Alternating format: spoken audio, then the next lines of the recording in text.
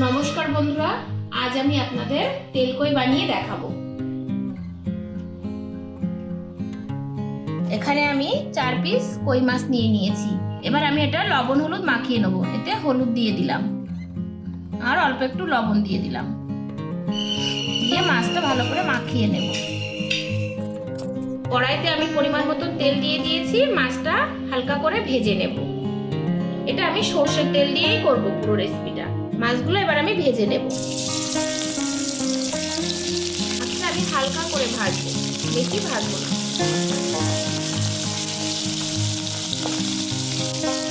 মাছটা আমার ভাজা হয়ে গেছে, এবার আমি তুলে নেব। এই মাছ ভাজা তেলের মধ্যেই আমি আরেকটু তেল মিশিয়ে নিয়েছি, কারণ এটা একটু তেল তেলে হবে তো। এবার আমি এতে একটা শুকনো লঙ্কা ফোড়ন দিলাম আর কটা কালো জিরে। এবার আমি এর মধ্যে একটা গোটা পেঁয়াজ কুচিয়ে নিয়েছি, এটা দিয়ে দেবো। পেঁয়াজটা আমি লাল লাল করে ভেজে নেব। পেঁয়াজটা আমার লাল করে ভাজা হয়ে গেছে।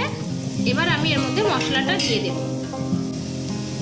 এখানে আমি আদা, জিরে আর একটা টমেটো একসঙ্গে পেস্ট করে নিয়েছি। এবার আমি এই মশলাটা দিয়ে ভালো করে কষিয়ে নেব। এই মশলার মধ্যে আমি 1 চামচ হলুদ দিয়ে দিলাম আর 1 চামচ লবণ আর সামান্য একটু চিনি। মশলাটা এবার আমি ভালো করে কষিয়ে নেব। মশলাটা আমার ভালো করে কষানো হয়ে গেছে। এবার আমি এর মধ্যে মাছগুলো দিয়ে দেব। দিয়ে একটু নাড়িয়ে আমি এর মধ্যে অল্প একটু জল দেব।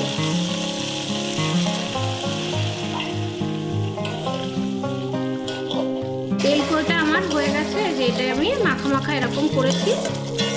এটা মাখা মাখাই বেশি ভালো লাগে। এবার আমি এতে অল্প পরিমাণ গরম মশলার গুঁড়ো দেবো। আপনারা না চাইলে না দিতেও পারেন।